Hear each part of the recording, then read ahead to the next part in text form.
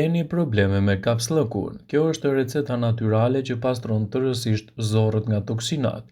Për të mbajtur zorrën e trashë të pastër nga toksinat dhe për të lehtësuar problemet e tretjes, nevojitet një detoksifikim i saj, që fare lehtë mund të bëhet në kushte shtëpie. Mjafton të pini këtë lëng detoksifikues. Përbërësit që u duen janë në gjysmë filxhani çaj me lëng molle, 2 lugje dhe lëng limoni, 1 lugë çaj xhenxhefil, gjysmë lugje çaj krip dhe gjysmë filxhani me ujë të nxehtë. Hidhni ujin në një enë dhe vendosni në zjarr të vlojë.